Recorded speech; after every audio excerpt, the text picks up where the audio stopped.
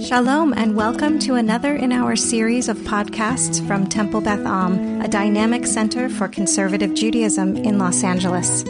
This is a recording of Rabbi Adam Kligfeld's weekly Rashi study class. Hello to anyone who might be listening to this on the Temple Beth Am podcast. It's great to have you. We are towards the end of the second aliyah of Parshat Va'era, moving right along. We'll be done in a decade. And towards the end of chapter 6 of the book of Exodus. And we're lingering around verse 27. And I'm not sure how long it's going to take us to get through it, but Rashi is still going to be kind of playing around with why Moshe and Aaron's name, describing why at the end of the genealogy we have this interesting phrasing at the beginning of verse 26, Hu Aharon Moshe. We already dealt with that. These is the very Aaron and Moshe. We discussed the order there. And then beginning of verse 27, which we'll read slowly in a second, we have another Haim. They are the ones that seems to be extraneous. And if you look ahead to the end of verse 27, we have kind of an inverse of the beginning of verse 26, Hu Moshe v'Aharon. So Rashi is going to still spend some time working that out before we move on to really what the next topic is. Okay? Yeah, it says 1 point. Just realize it says. Hold on. If you're going to speak, you need to be in the microphone. In 26, it refers to Hu Aharon u'Moshe, but in 27, it says Haim. Oh, Haim. Well, no, it's I'm sorry. It still says Hu Moshe v'Aharon, just a different order. But they just change it from Hu to Haim. There it goes Hu, Haim, and Hu. Hu, Haim, and Hu. Yes. Okay. It almost sounds like a Purim skit. Hu, Haim, and Hu. Right? Someone's coming in. So let's start with verse 27. Let me read verse 26 slowly, and we'll start reading verse 27 in the class. Verse 26, Hu Aaron v'Moshe, yes, the very Aaron and Moshe. Who? Asher Amar Adonai Lehem, to whom God had said, as a command, Hotziu, take out at Bnei Israel, the children of Israel, Me'eretz Mitzrayim, from the land of Egypt, Al Tzivotam. We're not going to go back there, but we talked about the many different things this could mean. By their great numbers or using their military might, something like that, because the word sabah can mean both of those things. Now we're on verse 27, which I don't think we really read, right? We kind of danced towards it, but we didn't actually read it. So let's read verse 27. Leonard, do you want to start? Let's get Leonard a microphone.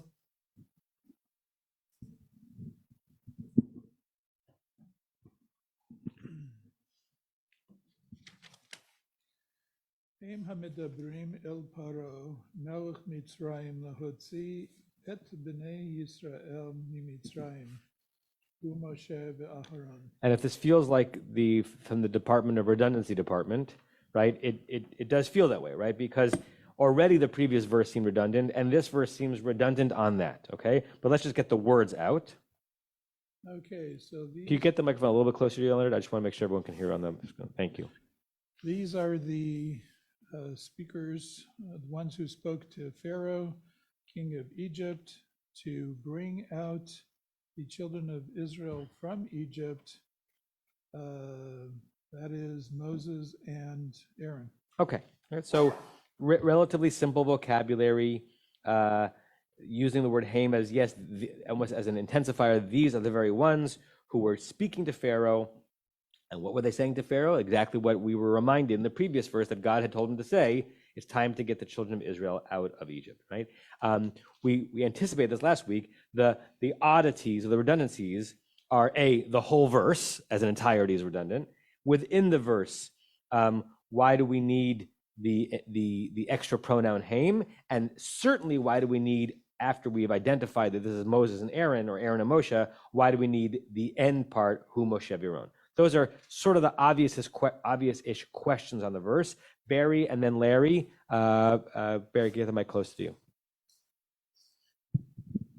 So in the first Haim, this follows the lineages, and in lineage-wise, Aharon came first. And also in speaking, God had told Moshe that Aharon would be his speaker. But in terms of bringing the people out, Moshe came first. And so that's where it's very significant that the last one is Moshe precedes Aharon. Yeah, Baruch Shekivanta, Barry, there are many commentators, medieval commentators, who say very similar things like that. We actually discussed this a bit last week, that when just reminding us of the reason why we had the genealogy, which was to connect Moshe and Aaron and Moshe to these people, in a genealogy, the older one comes first. By the time we get to verse 27, interestingly, when we're talking about who is responsible for bringing them out of Egypt, we want to give primacy to Moshe. It is interesting that verse 27, the verse in which Moshe is mentioned first, has the word Haim Hamedabrim. These are the speakers, because you might think the opposite, that if you're amplifying who's doing the speaking, that specifically might be a moment to put Aaron first, because Aaron is the speaker. But the way the commentaries go is similar to what Barry said. It's connecting to who is being Lahotziah B'nai Yisrael Mitzrayim, who is the Redeemer. The Redeemer is Moshe, not Aaron. Moshe via Aaron. Larry, and then Sue. I'm so glad you said what you just said. You want me to say it again? If it was so good, I'll say it again. One word. You said speakers. All the translations doesn't have it as speakers. So if you read in the JPS, it's they who spoke. If you read the translation in the Rashi, it says these are they who spake, like that one. And Alter says it was they who were speaking to Pharaoh. And Kaplan says,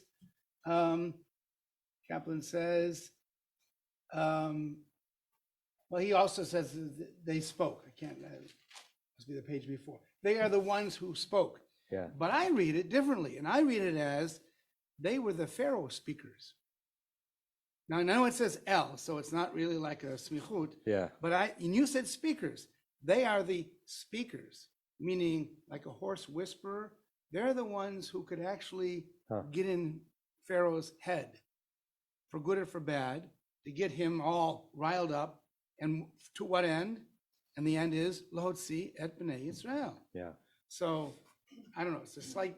Even Everett Fox, who usually is really careful about presenting the tense in the Torah as accurately as possible, with the parentheses that it's really hard to figure out tense in biblical Hebrew. We think we could just map, present tense, past tense, future tense. It's just not that easy. It's not a simple trilogy like it is for us.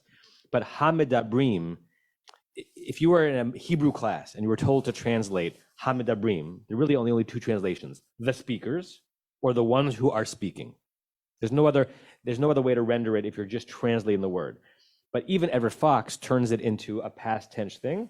He says, so if we go back to translate from verse 26, that is the Aaron and Moshe to whom God said, bring the children of Israel out of the land of Egypt by their forces. That's the Tzivotam. Those, parentheses, were they who spoke to Pharaoh, king of Egypt. So he also reads it as if it's Haim Shedibru, not Haim Hamedabrim. There's got to be a good reason for that. And while I don't think that the Pharaoh Whisperers is like the simplest pshat, what I like about it is that it is trying to make sense of why it's Hamedabrim and not Asher Dibru, those who spoke. Sue, microphone. I'm sorry about them. I know it's so clunky to transfer each time, but we really want the Zoomers to feel like they're as part of this as possible. We may have said this because we had in the last sentence, so I can't remember how we talked about it exactly, but we have Haim and Medabrim, and then at the end we have Hu Moshe Aaron. It's a singular. We started the last sentence with Hu Aaron and Moshe, where it's the singular to talk about two people, because they're a Haim, and they're always a Haim. It's not like we don't have Haim. They're very Hamish. Very Hamish. Hamish. So there's a Haim and a Hu Yeah. thing going on, and we're that's still the talking about the same people. That's the who, hame, who problem. Who. By the way, Onkelos translates it maintaining the present tense, right? So you might think that if in the vernacular back then, when they were talking Aramaic and they were looking at the verse, they had already rendered it into a more operative past tense. Onkelos inun demalalin, demalalin im paro. Those are the ones who are speaking present tense to Pharaoh. Malalin, you know that from the word milah. The Hebrew word milah is from the Aramaic mem lamed lamed, to speak. You also might know it if you know the word to mumble. Anyone know the word the verb to mumble in Hebrew?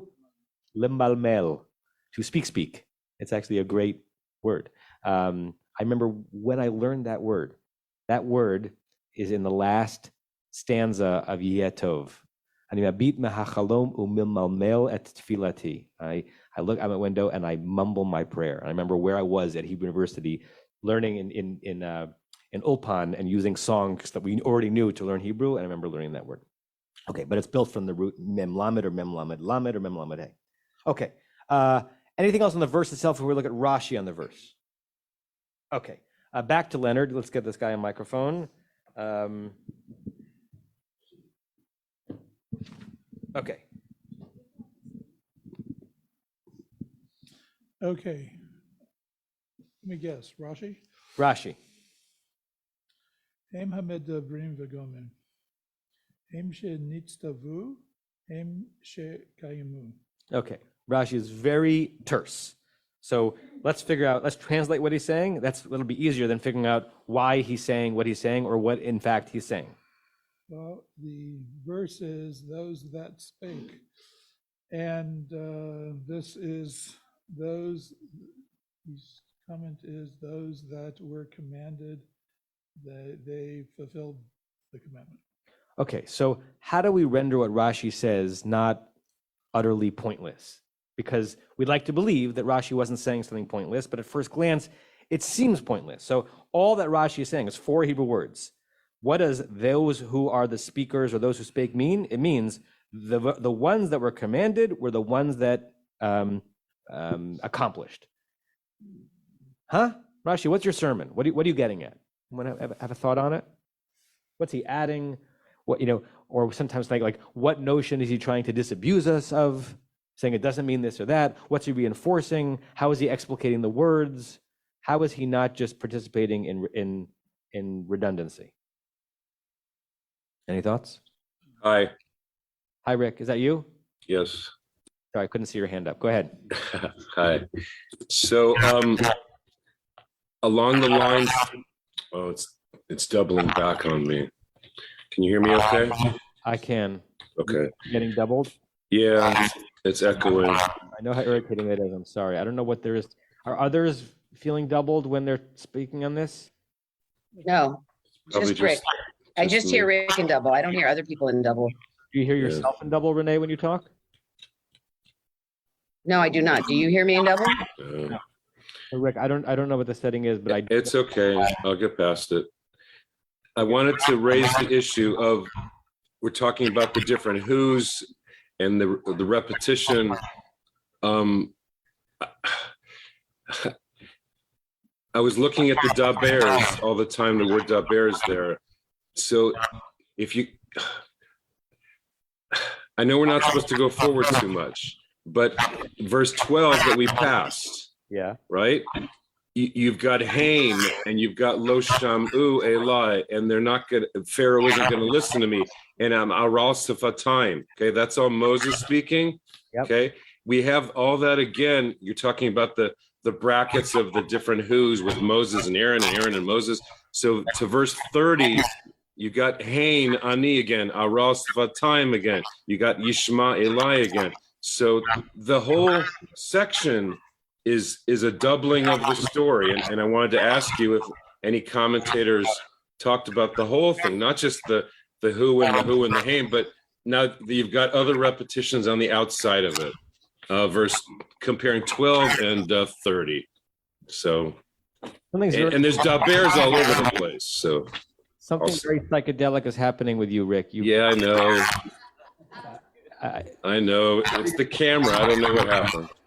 Bring some to Pilch Hall. Yeah. Again. Think of it. You in a wormhole?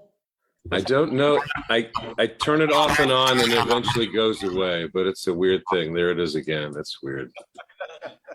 I don't know. Really want. Okay. So the short answer to your question is yes. Rashi is going to. I can't look. Rashi is going to be commenting on why all of this gets repeated and why these verses, just to give a little bit of spoiler alert, are basically what we were talking about before, right? Like, I don't know why this is where my mind thought of. I remember anyone watch the superheroes comics on Saturday morning when I was growing up, like Superman and it was like, back in the Hall of Justice. That's what, back in the Hall of Justice, right? So that you're over there, and then the narrator would say, okay, but back to where we actually were, and then it would continue the story. So Rashi is basically going to say a version of, we're now going back to what we had been talking about, and in order to do so, because it was a long enough break, we need to repeat some of the stuff that happened before. But he says it a little more precisely than that. Larry. I have an answer to your question. Okay, on Rashi. On Rashi. So why is Rashi saying something that you think should be obvious? Right. It's because it's not obvious. If you go back to verse 26 says, this is Moses and Aaron, to whom Adonai said, and what did he say? He said, get the Israelites out of the land of Egypt. That's what he told them. Now you read the next verse, it says, it was they were the speakers to Pharaoh, right? And you say, wait a second, God didn't say speak to Pharaoh. He said, get them out of Egypt. So maybe the speaking to Pharaoh, they did it on their own. That was their idea. No, says Rashi, they were commanded to speak to Pharaoh, and then they spoke to Pharaoh. Interesting. Very nice. Okay, I like that. And no matter what anyone says about my question, I'll have no idea if you're correct, because I don't know the answer to the question. It wasn't a rhetorical question. I have my own thought, but that's really reasonable, right? That lest you think that the speaking was not commanded, you're saying, Rashi says, they did exactly what they were asked to do. Nice. Rebecca? I have a commentary here from Or HaChaim, who says that the Torah wanted to remind us that though God had instructed Moshe to speak, Aaron spoke also. So he's indicating that it was just Moshe who was instructed, but in this case, perhaps if that's true, Rashi's, putting it together as if they both were instructed. Very interesting. The Or HaChaim is Rabbi Chaim ben Attar, who had a very interesting life. He was in Venice, he was in Morocco, and eventually in Israel. That was a lot of travel for that generation. And when we finish all of the Torah with Rashi, we'll start again with the Or HaChaim, because he's really worthy to study. So that's another possibility. Thank you, Rebecca. Barry? Is it the same story? Yeah. So in terms of like an artistic structure, the balance, first we have Aaron is first. Shortly, it's Moshe's first. But in this pair, speaking, they're both equal. They're both doing this together. And so, and so it's not redundancy. It's like it's a fulcrum. They're both doing this. Got it. My best guess, which is not saying that the other guests on the table are any less correct as to what's going on here, is that Rashi, without footnoting himself, is bringing us back to something that Rashi said in chapter 5, verse 1. So I want you to go back to it.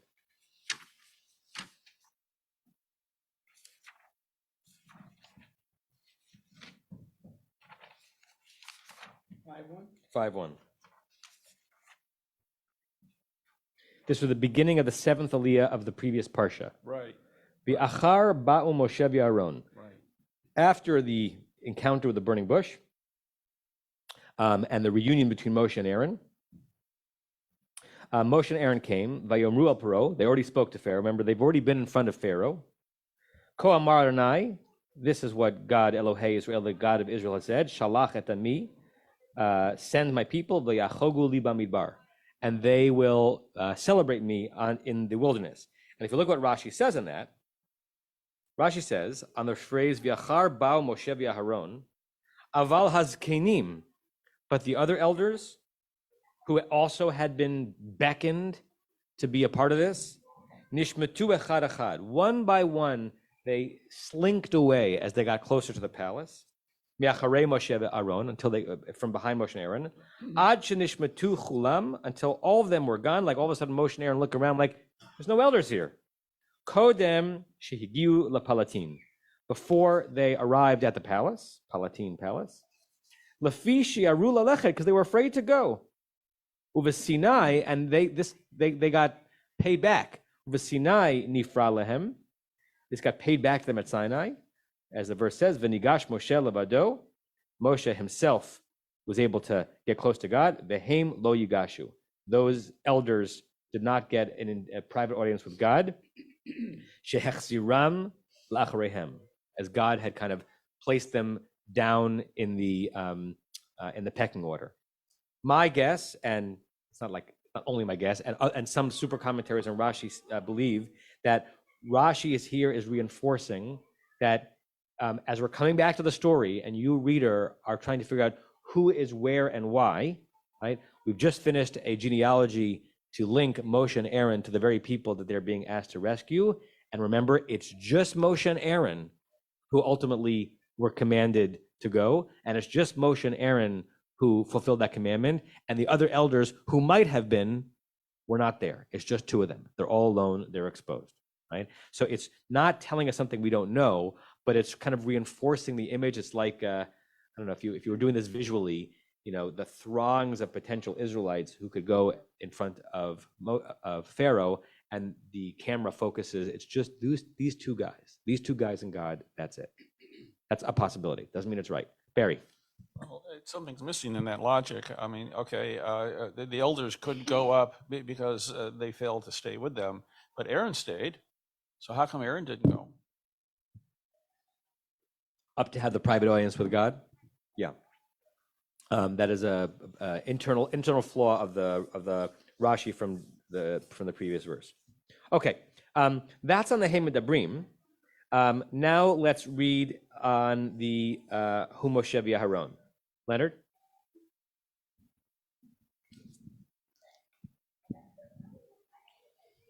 Hu Moshe v'Aharon hem b'shlichutam uvetzidkatam mitchila ad sof. And this is the first time in a while that I think that Rashi is not just explicating the verse, but giving a little bit of a sermonette. And I'll explain to you why in a second. But let's see if we can pull it out. Okay, so these are Moshe and Aaron, those that were in their mission and in their righteousness from the beginning to the end. So Rashi is sensitive to a symmetry here, right? That we doubled. We have a whole section which is somewhat redundant, and within that section we started with Hu Aaron v'Moshe, and we ended with Hu Moshe v'Aaron. So he has to comment. He's already commented on the general redundancy, but now he has to comment on the double redundancy. What does it mean to say at the end of re-invoking them, it's the very same ones? It's Moshe and Aaron. And what he says, and we have to tease this out, these are the ones who, in their mission and in their righteousness, in their rectitude, I'm adding some words to give it some body, they maintained who they were, mitchila, from the beginning, v'ad sof, until the end. What might that mean? Is that a praise? Is that not a praise? What does it mean to say of leaders that they were steady on their mission and reliable in their righteousness, mitchila v'ad sof? What are you saying about someone when you say that? Sue? Yeah. That you can trust them. That you can trust them.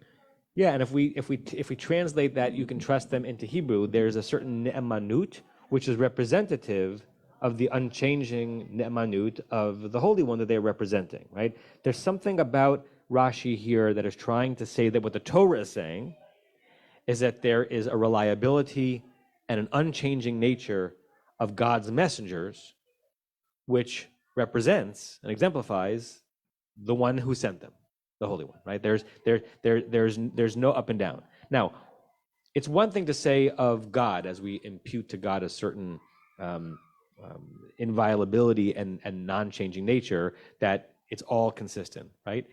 Human beings are different, right? And by the way, long and arduous journeys do change us, right? and sometimes they drain us, right? So I wonder if Rashi is reading this as a way of saying that they have become, meta divine, right, or proto divine, that they are hovering in a realm where no matter what they confronted in this chapter of going in and out of Pharaoh's presence, they maintained a solid state, and they didn't go through the undulations that all of us would normally go through if we are being challenged in such a way. Now, where's Rashi getting this from? I want to show you some of the original sources. Okay.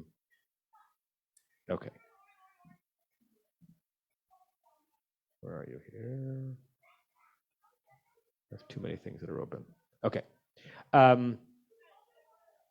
So let me see if I can move this around. Here's the verse.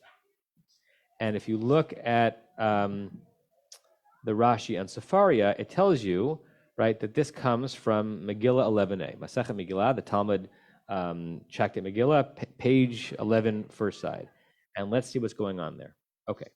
So the Talmud is, in this part of Masechet Megillah, is doing what the Talmud rarely does, actually, which is basically a linear commentary on verses from the Bible.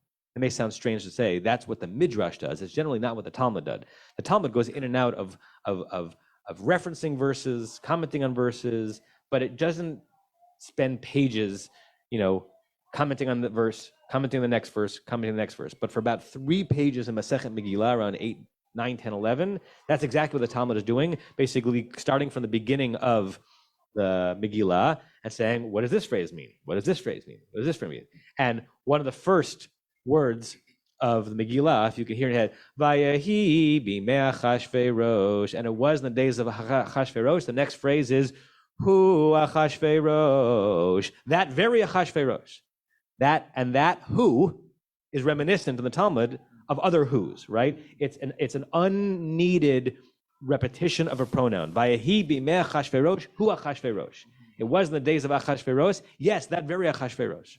So the rabbis of the Talmud try to read into it. Hu Achashverosh. That phrase, which is the 4th and 5th words of the Megillah, Hu berisho mitchilato v'ad sof. That very unchanging, uninterestingly, relentlessly evil Achashverosh, who maintained his risha, his evil, from the beginning of his reign until the end. Similarly, this is when the Talmud likes to take down any character that is not within the family.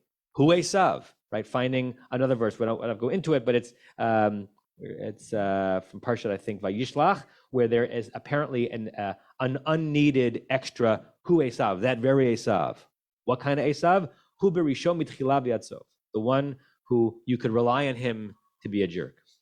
Hu datan v'aviram, the part of the cohort of Korach's rabble rousers.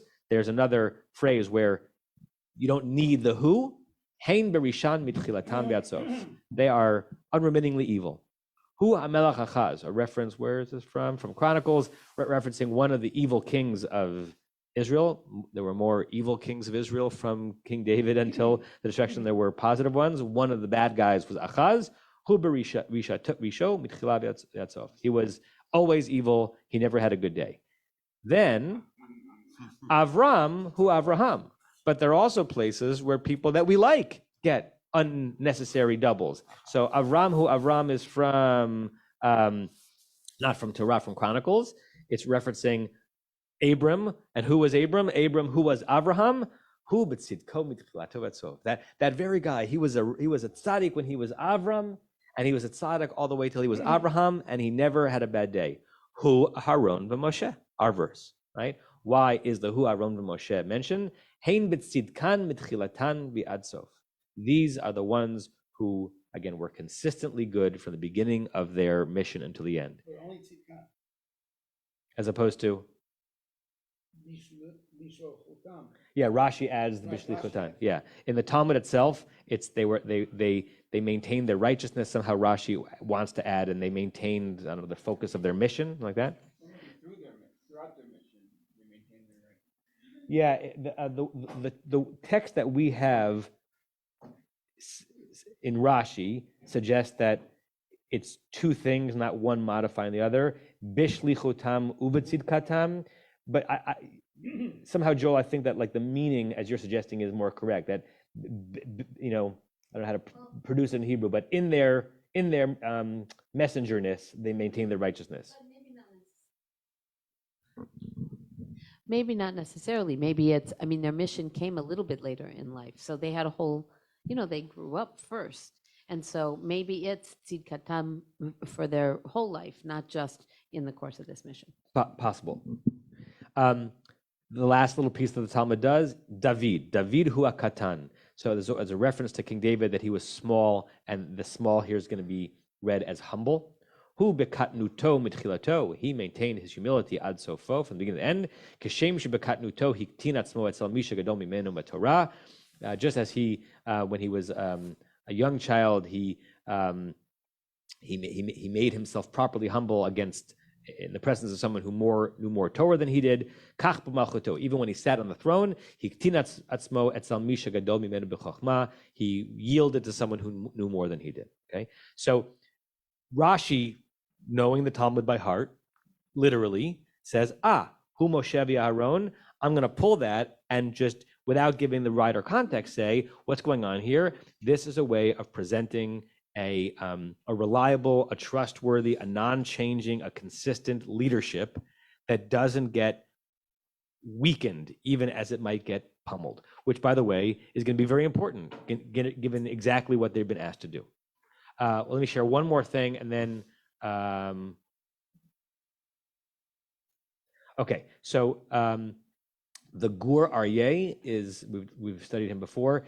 This is the Maharal of Prague, super commentary on Rashi. Okay, so he's doing to Rashi what Rashi's doing to the text. So on our Rashi, he says something kind of very similar, but without quoting the Talmud. Here on the right side, so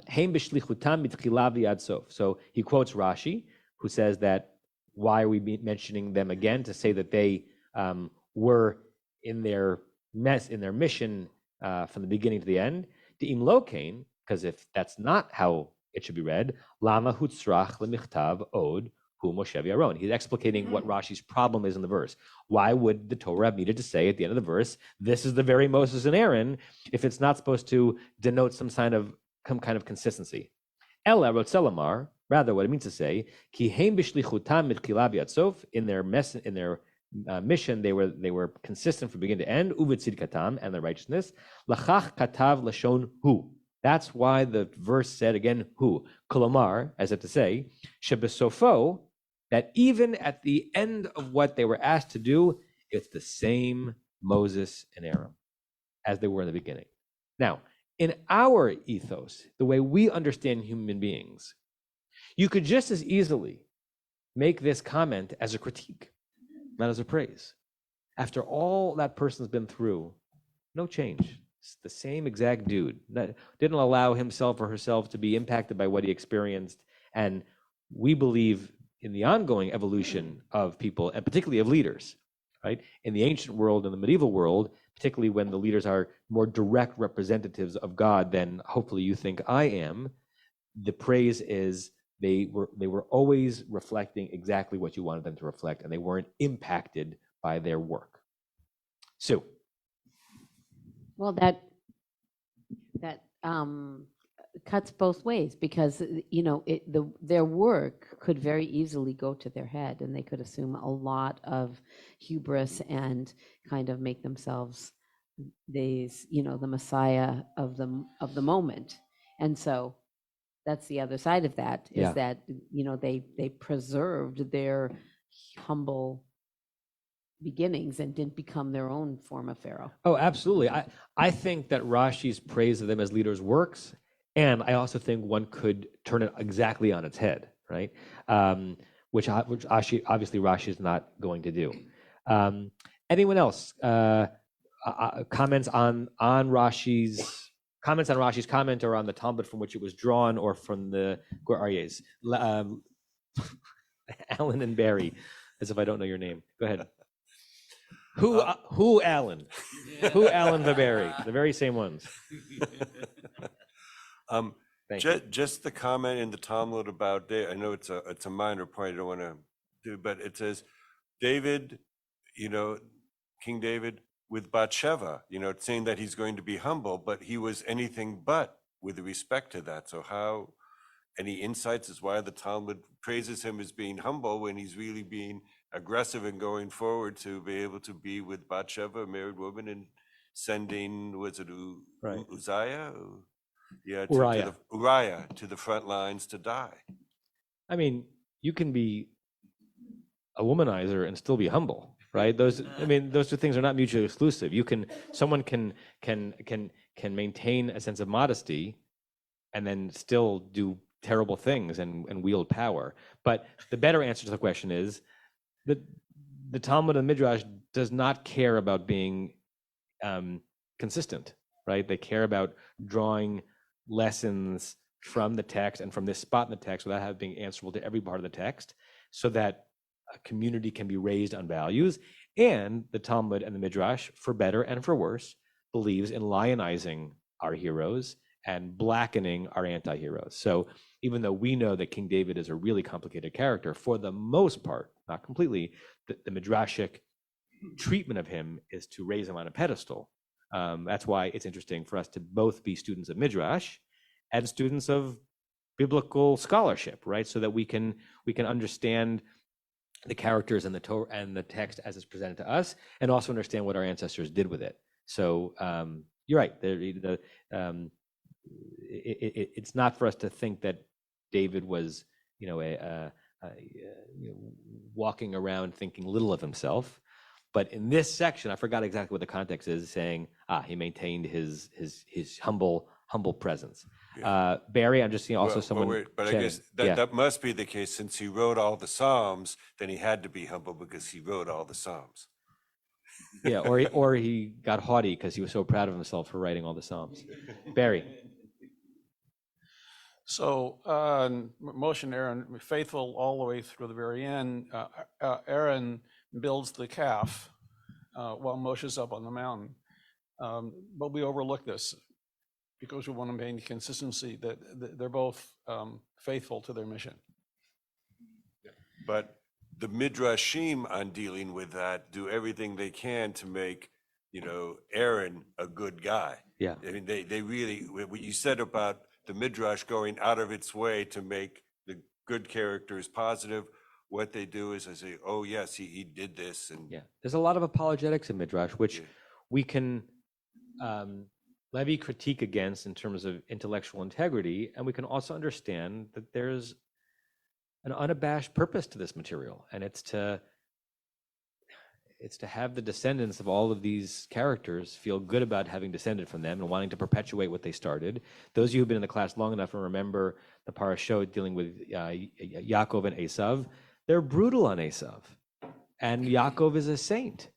And in the text, Yaakov is not a saint, and Esav's not such a bad guy.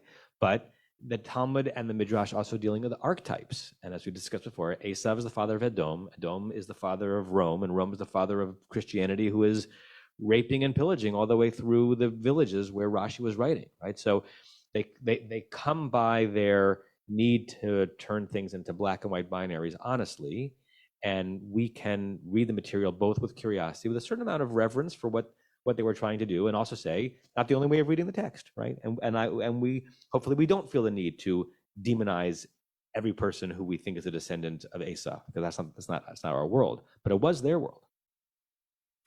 Okay, good. Anything else in this verse? All right. Verse 28. Who we not heard from? Elon, do you want to read verse 28? Can we get Elon a microphone?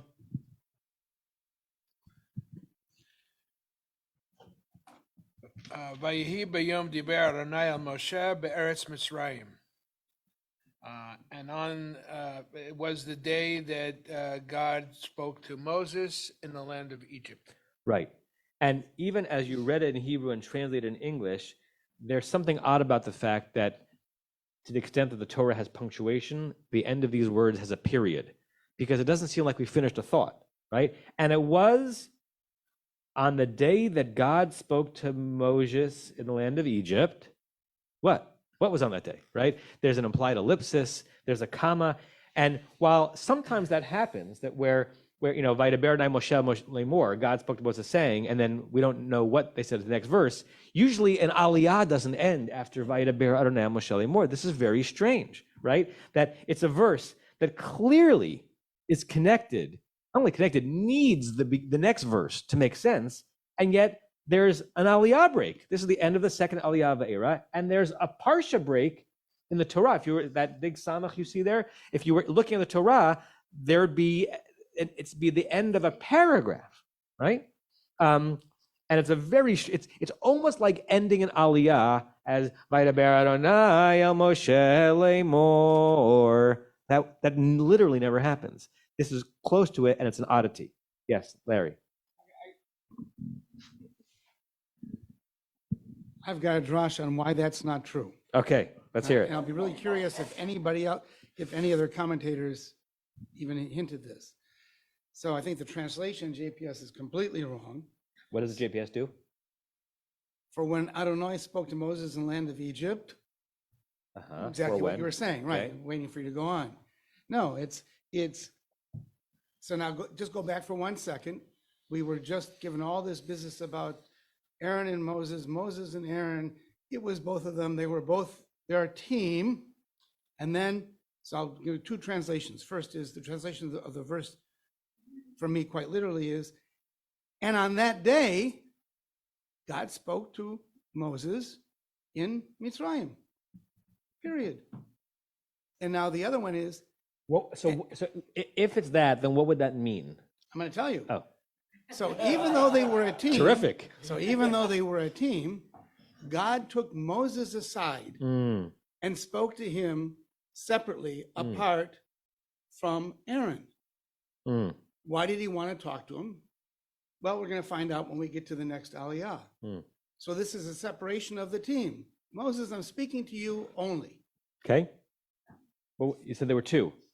Well, that was the translation was, Moses, I'm speaking only to you. Because Aaron's not there. Fascinating. I could be annoying and say that for that to make better sense in Hebrew, there wouldn't be a shva under the bet.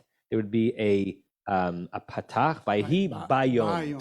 The biyom connects the yom diber, which makes for it makes it better to translate it on the day that, as opposed to on that day, right?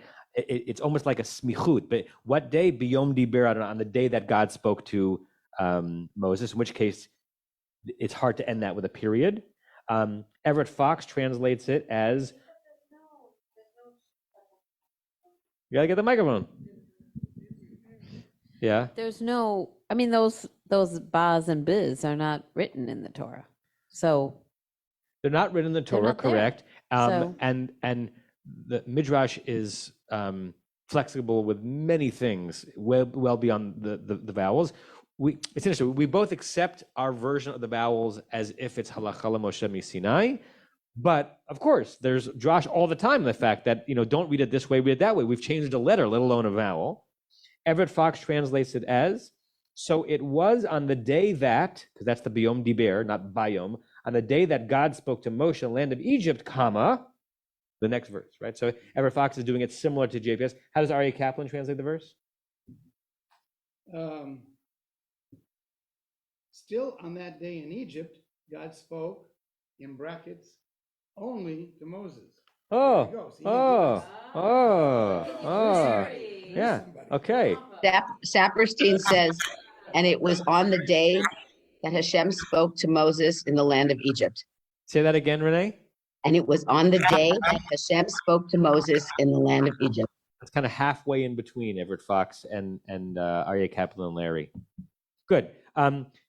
Even if so Larry and Aryeh Kaplan's rendering is really well done, and it's still a little bit strange, right? It's a little bit strange to end there. And interestingly, who doesn't end the thought there? The Christian division of the Bible, right? Because in the Christian division of the Bible, that's verse 28, then you got verse 29, you got 30, and then you get to the beginning of the next chapter of the book of Exodus, which is their division, not ours. And when I say theirs, I'm not poo-pooing it. It's just the accepted division of the biblical text. They decided that it should end with what Moshe is about to say to Pharaoh, which is going to also be redundantly redundant. Okay. Does Rashi say? Yeah. Okay. So what Rashi says on this is basically saying Aryeh Kaplan is wrong. Ilan, do you want to read Rashi on this?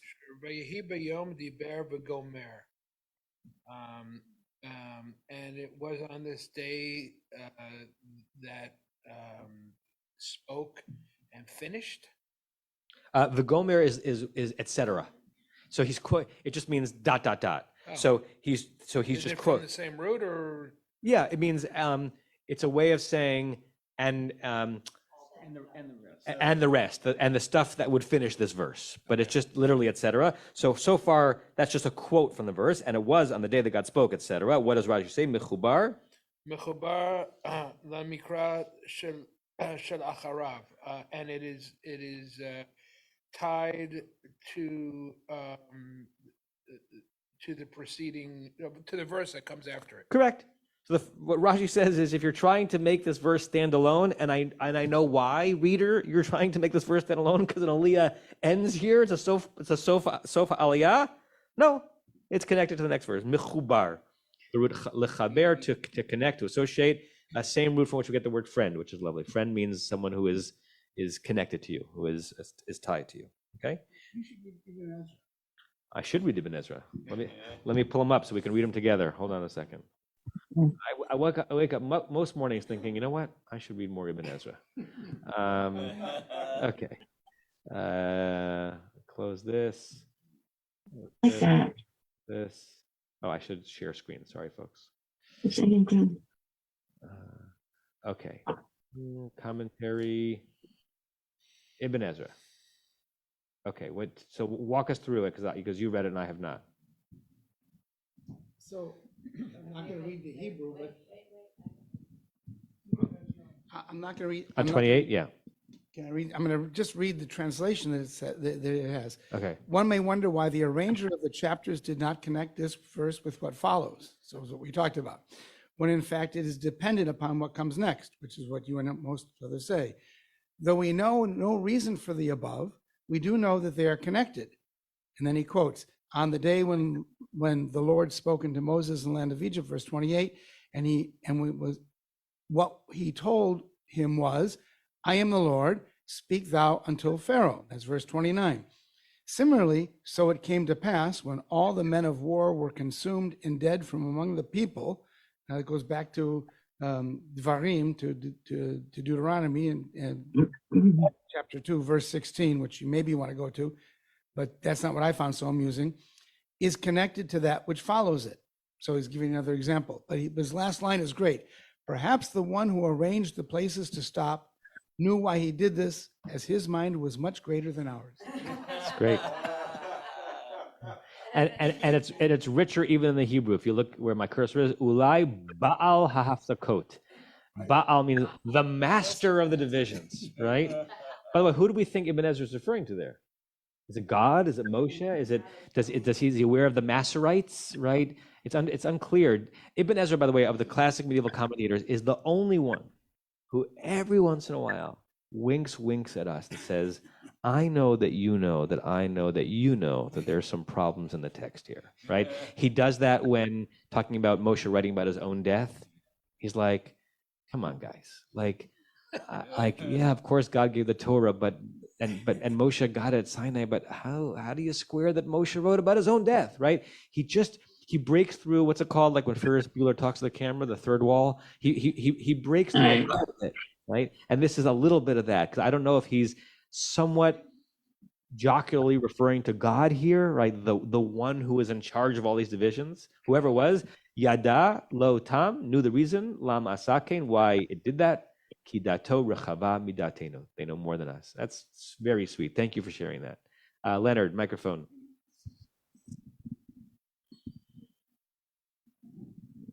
The JPS commentary points out that the Samach appears in some Hebrew texts, not in all of them. Really?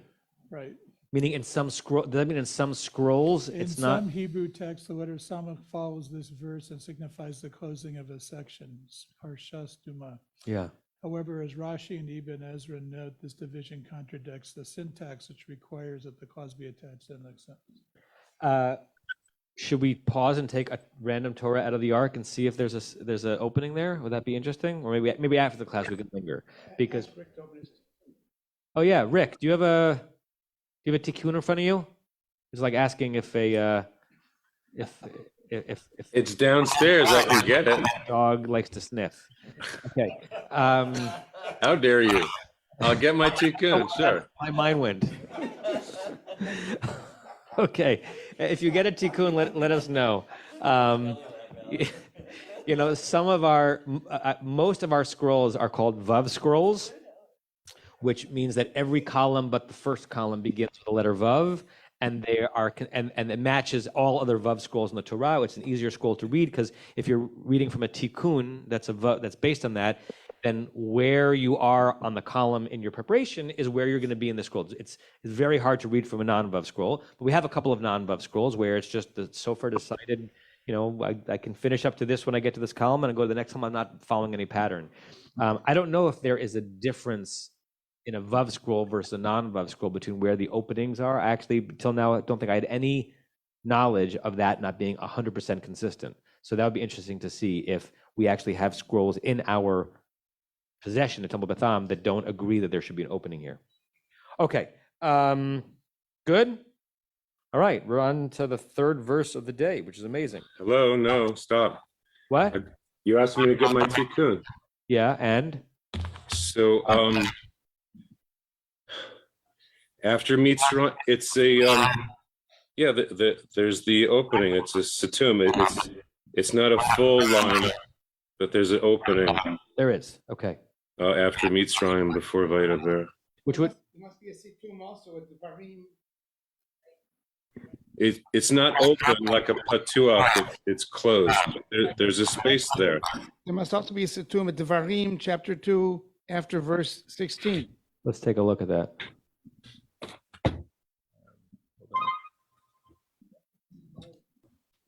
That was the Ibn Ezra reference.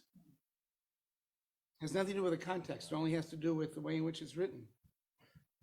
Okay. So Devarim 2:16. Yeah. Who wrote the separations for us in the Torah? I always thought it was you, Barbara. Thanks. So I wouldn't have given a hanging phrase like this as a separation, so it couldn't be me. Dvarim, if we go up a verse, V'gam yad Adonai haytabam, the hand of God was on them, lehumam, to make them panicky, mikerav hamachaneh, from inside the camp, ad tumam, until they died. Vayhi kasher tamu kol anshei milchama lamut mikerav ha'am, and it was, that's right, that when all the men in that situation had died in their battle, Vaydaber Adonai Elai Lemor. And if you see the Samech, that suggests that there is a Parsha Stuma there, even though it's a very similar construction. That verse 16 clearly is meant to go right into verse 17. Good. Okay. In the 4 minutes we have left, let's start reading at least verse 29, which is the first verse of the third Aliyah, which is, again, as we discussed, very clearly just a connecting thread from the previous verse. Alan, you have a microphone near you. Want to read verse 29? Vayadaber Adonai el Moshe lemor, Ani Adonai daber el Paro melech Mitzrayim et kol asher ani dover elecha. Good. Read it again in Hebrew, pausing based on what you think the words mean, and you can use the trup to help you. Meaning and feeling. Okay. Vayadaber Adonai el Moshe lemor, Ani Adonai. Pause. Right? See that etnachta under Adonai? It seems that we should probably read it as Vaydaber Adonai el Moshe lemor ani Adonai daber el Paro melech Mitzrayim et kol asher ani dover elecha. And now try to translate like that. Okay. Meaning it's not. I don't think it's ani Adonai daber el Paro. I think it's El Moshe lemor ani Adonai. Okay. It says, and And God said to Moses, saying, I am the Lord. Pause. Yeah. Speak to Pharaoh, the king of Egypt, all the things that I told you about to say to him. Good. And that word dover is interesting. We have another question as to what the tense is. We don't have that form in modern Hebrew, because in modern Hebrew, the verb ledaber is only in PL, which means the present tense is always medaber. You can't, as a verb, say dover, but it's an adjectival noun. A dover is a speaker, right? Dover tzahal is the speaker of tzahal. And a speaker of Hebrew, right? But you can't use it as a verb. And here, I don't think the meaning is I am the speaker to you, but the Torah is using it as a present tense verb. I speak to you. Elon, microphone. To the translation, why couldn't it be? And God spoke to Moses, saying, I am God who speaks, that speaks to Pharaoh, king of Egypt, everything that I speak to you. In other words, I'm going to tell you something, and I'm going to say it to Pharaoh as well. Yeah. I mean, what's the, it's not crazy. I mean, either translation is fine. I don't know why one would favor one over the other. The nitty-gritty answer is that if we believe the vowels and the points and the dots that have been received to us, then the daber can only be understood as a command form. And so if it's a command, it can't follow. It's a command by God to someone. It can't be describing what God is doing. Is the belief that the nikudot are divinely given, or is it just that the Torah without the nikudot and without the trope is what it is, and it's man's interpretation or the interpreters of what they believe the nikudot should be? So would it be somehow, I don't want to say blasphemous because that would be too strong, but would it be would it be very I hear the question. Would it be very antagonistic to say no? Actually, right. Why do we accept it as the nikudot this way? Why couldn't it be this way? Two answers, and it's similar to what I said to Alan before. In order for us to all kind of have the same Torah, in general, we have to agree on a received tradition, right? And the received tradition, for better or for worse, that was made and calcified and concretized by the Masoretes in the 8th and 9th century, has set every dot. Do we know that their reception from the years before that is accurate? No.